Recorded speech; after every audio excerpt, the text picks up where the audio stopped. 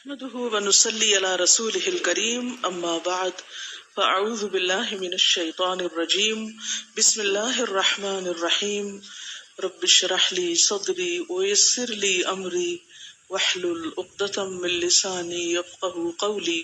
پھر ہے نماز میں سورۃ الاخلاص کی تکرار۔ یہ بھی کسی نے سوال کیا تھا آپ میں سے۔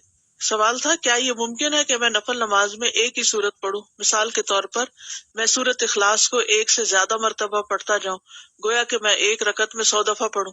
بعض لوگ اس طرح کرتے ہیں نا، کئی لوگ وظیفے بتاتے ہیں، حاجت کے نفل بتاتے ہیں، یہ سورت 15 دفعہ پہلی رکعت میں اور دوسری میں، یہ سب خود ساختہ طریقے ہیں۔ الحمدللہ ایک ہی رکعت میں یا 2 رکعت میں کسی سورت کو بار بار لوٹا کر پڑھنے میں کوئی حرج نہیں ہے، کوئی اس میں منع نہیں کیا گیا کہ 2 دفعہ نہیں پڑھ سکتے، 3 دفعہ نہیں پڑھ سکتے۔ خاص طور پر قل هو اللہ احد، کیونکہ اس کی بہت عظیم فضیلت ہے، کیونکہ یہ سورت توحید اور رب تعالیٰ کی صفات پر مشتمل ہے۔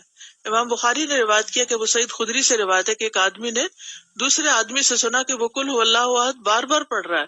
جب صبح ہوئی تو اس نے رسول اللہ صلی اللہ علیہ وسلم کی خدمت میں حاضر ہو کر اس واقعے کا ذکر کیا، گویا وہ اس عمل میں کوئی بڑا ثواب خیال نہ کرتا تھا۔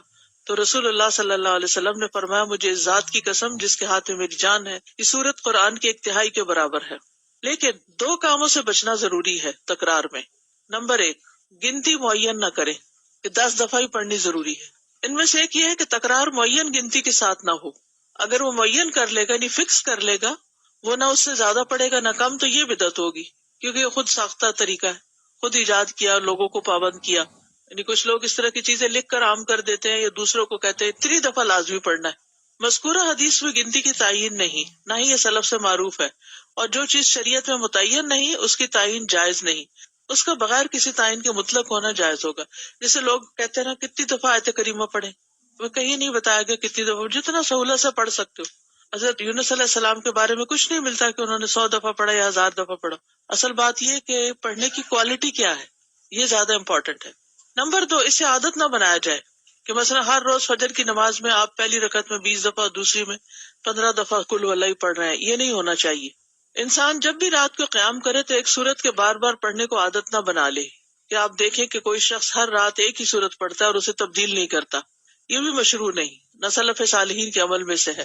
بس جب وہ اس کام کو کرنا چاہے تو کبھی کبھار ہی کرے، اس پر دوام نہ کرے۔ اس کو چاہیے کہ سنت کے عمل کو اور اس کام کو عادت بنائے جس پر پہلے لوگ عمل کیا کرتے تھے۔ وہ ہر رکعت میں سورۃ الفاتحہ کے ساتھ کوئی ایک سورت پڑھے یا کسی سورت کا کچھ حصہ پڑھے، اور تکرار کرنا جو ہے وہ کچھ افضل نہیں ہے، اگرچہ پڑھنے میں کوئی حرج نہیں، لیکن اس میں کوئی ایسا نہیں کہ یہ زیادہ ثواب کا کام ہے۔ اوکے، کیونکہ آپ نے اسی کی فضیلت بتائی نا کہ وہ تو 1 تہائی قرآن کے برابر ہے، تو سورت کو معمولی کیوں سمجھتے ہو؟ اور تکرار سے منع نہیں کیا تھا، لیکن تکرار فکس کرنا جو ہے اپنے پاس سے وہ ٹھیک نہیں۔ سورہ ملک ہم عشاء کے آخری 2 رکعت میں پڑھ سکتے ہیں؟ جی پڑھ سکتے ہیں، چاہے فرضوں میں پڑھیں چاہے نفلوں میں پڑھیں، تو وہ اس کی تلاوت کا وہ حق ادا ہو جائے گا انشاءاللہ۔ لیکن اس کو لازم اس وقت پابند نہ کر لے اپنے آپ کو، کبھی اس میں پڑھیں کبھی نہ بھی پڑھیں۔ یہ ہم نے پڑھا تھا کہ حضرت عثمان رضی اللہ عنہ نے رکوع کے پہلے پڑھنی شروع کی تاکہ جو ہے ان کو رکعت مل جائے لوگوں کو، تو اس صورت میں سورہ فاتحہ تو مس ہو گئی، تو پھر ہمیں رکعت ریوائز کرنی پڑے گی، ریپیٹ کرنی پڑے گی؟ نہیں، جب وہ آئے گا لمبا ہو جائے گا نا، جیسے 1 رکعت ویسے تو چھوٹی ہو جاتی ہے، لیکن اگر قنوت پڑھنی شروع کی تو لمبی ہو گئی رکعت، جی، تو وہ پھر سورۃ فاتحہ آ کے پڑھ لے گا اپنی، کیونکہ رکعت لمبی ہو گئی ہے نا، اچھا وہ خود سے پڑھ لیں خود گے؟ سے پڑھ لے گا نا۔ ٹھیک ہے۔ امام کی اگر مس بھی ہو جائے اور انسان خود سے پڑھ لے تو نماز ہو جائے گی۔ ساتھ میرا یہ سوال ہے، جیسے 30ویں سپارے کی جب صورتیں بڑی یاد کرنے لگتے ہیں تو پھر اسپیشلی جیسے سورہ اخلاص جیسی صورت ہے تو وہ ہم لوگ کم پڑھنے کی وہ کرتے ہیں، تو میرا یہ تھا کہ جب میں نے بخاری کے اندر اس کی فضیلت پڑھی سورہ اخلاص کی، تو اس کے بعد میں نے اپنی ہر نماز کے اندر اس کو شامل کر لیا، کسی بھی ایک رکعت میں میں پڑھتی تھی یا پھر آخری رکعت میں اس کو رکھ لیا، تو یہ صحیح ہے ایسا کرنا یا نہیں؟ جی دیکھیے، مسنون ہے، فجر کی 2 سنتوں کی دوسری رکعت میں اس کا پڑھنا مسنون ہے، مغرب کی 2 سنتوں میں دوسری رکعت میں پڑھنا مسنون ہے، اسی طرح ظہر کی سنتوں میں بھی آپ 2 سنتوں کی آخری رکعت میں اس کو پڑھ لیں۔ سنت کی دوسری رکعت میں اس کو پڑھنا جو ہے وہ تو سنت سے بھی ثابت ہے، حتیٰ کہ وتر کے بھی آخری رکعت میں۔ دیکھتے ہیں کہ قبولیت دعا کے اسباب کیا ہے۔ فصل پنجم، بعض لوگوں کی دعا بسا اوقات بہت جلد قبول ہو جاتی ہے کیونکہ وہ سخت ضرورت مند ہوتے ہیں۔ ضرورت ان کے اندر اضطرابی کیفیت پیدا کر دیتی ہے، ہلچل مچا دیتی ہے۔ اگر آپ کے اندر ہلچل ہے تو آپ دوسروں کے اندر بھی مچا دیں گے۔ جو وہ دعا مانگنے والا تھا نا، اس کے اندر ہلچل تھی اور اس نے اتنی شدت سے دعا مانگی کہ آسمانوں میں کھلبلی مچ گئی اور وہاں سے فرشتہ آ گیا. اور کامل اضطراب کے ساتھ وہ اللہ تعالیٰ کی جناب میں متوجہ ہو جاتے ہیں. یا یہ کہ دعا کرنے سے پیشتر دعا کرنے والے سے کوئی بڑی نیکی وجود میں آ چکی ہوتی ہے. یہ جو پہلی بات ہے نا اضطراب کی، تو اس کے بارے میں قرآن پاک میں بھی آتا ہے نا، امن یجیب المضطر اذا دعاہ ویکشف السوء. تو جو مضطر ہوتا ہے نا، بے قرار ہوتا ہے، بے چین ہوتا ہے، اور اس بے قراری میں اپنے رب کو پکارتا ہے، لوگوں کو نہیں، اپنے رب کو پکارتا ہے اور تڑپ تڑپ کے پکارتا ہے، رو رو کے پکارتا ہے، تو رب سنتا ہے. اور اگر یقین نہیں تو اللہ تعالیٰ پوچھتے ہیں امن یجیب المضطر، یا کون ہے پھر وہ جو مضطر کی دعا سنے، بے قرار کی دعا سنے، بے قرار کو جواب دے. کوئی انسان ایسا نہیں کر سکتا، کوئی اور مخلوق نہیں کر سکتی. وہ یکشف السوء، اور دور کر دے تکلیف کو. تو یہاں پر نمبر 1 لکھ کے نا اضطراب لکھ لے، تاکہ آپ کو یاد رہے کہ دعا کی قبولیت کے لیے مجھے اپنے اندر اضطراب پیدا کرنا ہے. علامہ اقبال نے بھی اس کی دعا مانگی تھی نا آپ کے لیے، کیا؟ خدا تجھے کسی طوفان سے آشنا کر دے کہ تیرے بحر کی موجوں میں اضطراب نہیں. اب اتنے سکون میں ٹھنڈے ہیں.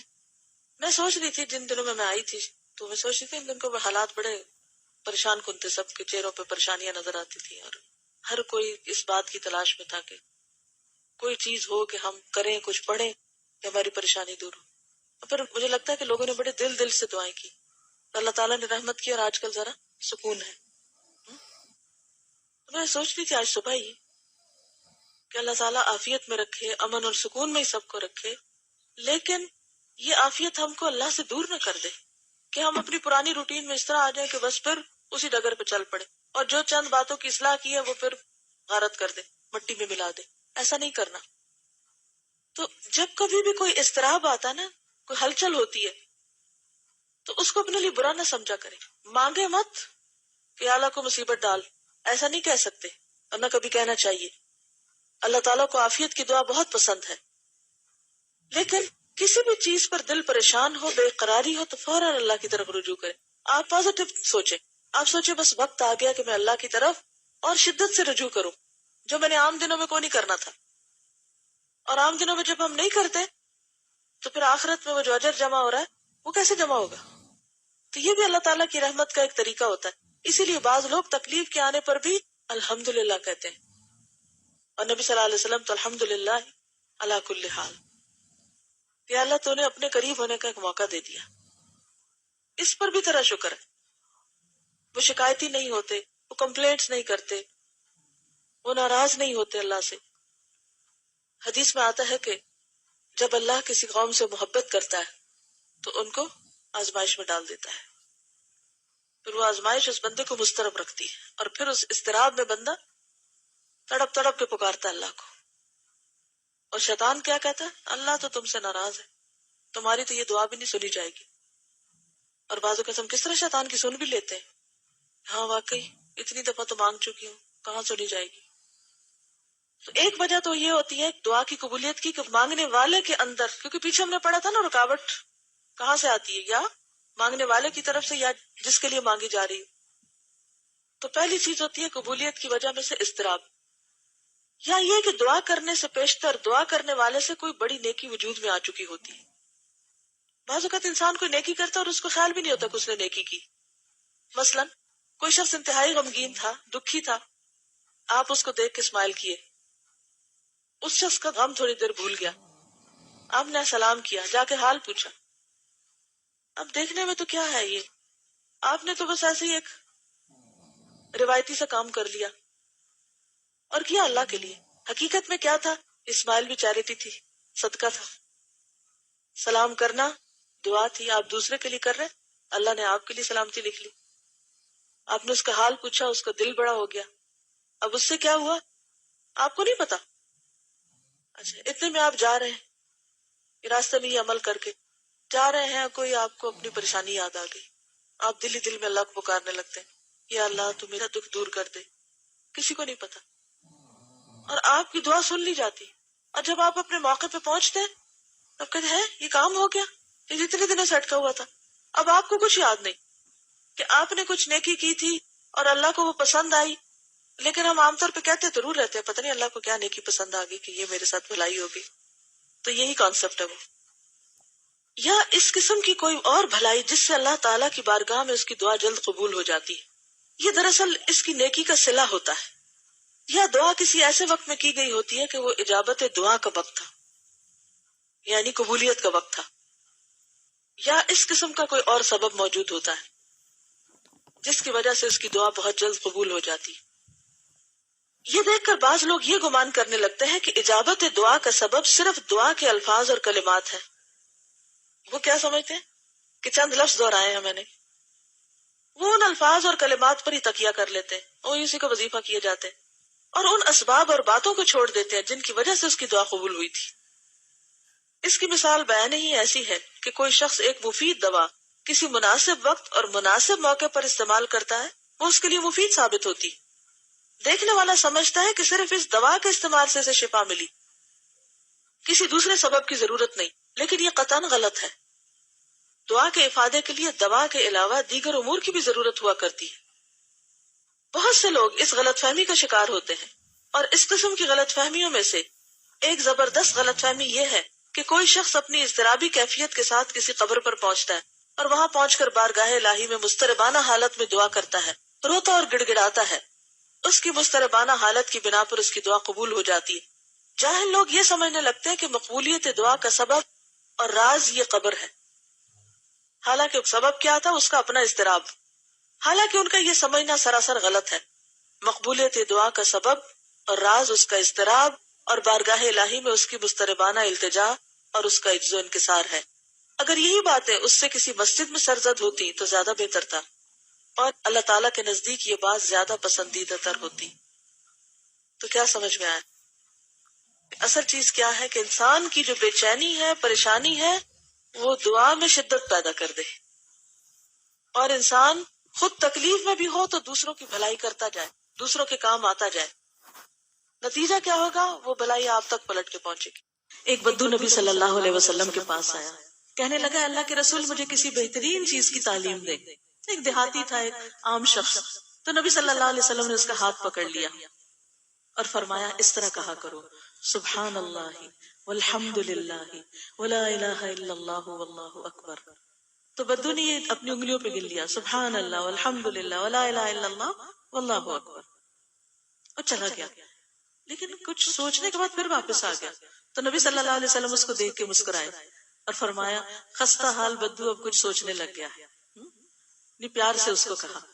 تو اس نے کہا اللہ کے رسول سبحان اللہ والحمد للہ ولا الہ الا اللہ واللہ اکبر، یہ تو ساری اللہ کی تعریف ہے، میرے لیے کیا ہے؟ تو آپ نے فرمایا اے اعرابی، جب تم سبحان اللہ کہو گے تو اللہ تعالیٰ کہے گا تم نے سچ کہا، یعنی وہ تمہیں جواب دے گا. جب تم الحمدللہ کہو گے تو اللہ تعالیٰ فرمائے گا تم نے سچ کہا. جب تم لا الہ الا اللہ کہو گے تو اللہ تعالیٰ کہے گا تم نے سچ کہا. جب تم اللہ اکبر کہو گے تو اللہ تعالیٰ کہے گا تم نے سچ کہا. اور جب تم اللہم اغفر لی کہو گے تو اللہ تعالیٰ کہے گا میں نے تمہیں بخش دیا. اور جب تم اللہم ارحمنی کہو گے تو اللہ تعالیٰ کہے گا میں نے رحم کر دیا. اور جب تم اللہم ارزقنی کہو گے تو اللہ تعالیٰ کہے گا میں نے رزق دینے کا فیصلہ کر لیا. تو بدو نے اپنے ہاتھ پر 7 کلمات گن لیے، یہ 7 چیزیں مجھے کرنی، کچھ مشکل نہیں، یہ سب آپ کو آتی ہیں، صرف کم از کم دن میں 1 دفعہ ہی کہہ لیا کریں یا کسی خاص وقت میں اس کو پڑھ لیا کریں. بس ہوتا یہ ہے کہ اگر ہم مختلف کاموں کے ساتھ مختلف اذکار کو باندھ لینا تو پھر چھٹتے نہیں. لکھ کے آپ کہیں لگا سکتے ہیں سبحان اللہ والحمد للہ ولا الہ الا اللہ واللہ اکبر، اللہم اغفر لی، اللہم ارحمنی، اللہم ارزقنی. بس اللہ جواب بھی دیتا ہے اور اللہ تعالیٰ دعائیں قبول بھی کرتا ہے. فاذکرونی اذکرکم، اس پہ یقین رکھیے. واشکروا لی ولا تکفرون، اور میرا شکر ادا کرو اور میری ناشکری نہ کرنا. ذکر کے ساتھ ساتھ ہر حال میں اللہ کا شکر. سبحانک اللہم و بحمدک، اشہد ان لا الہ الا انت، استغفرک و اتوب الیک. السلام علیکم و رحمۃ اللہ وبرکاتہ.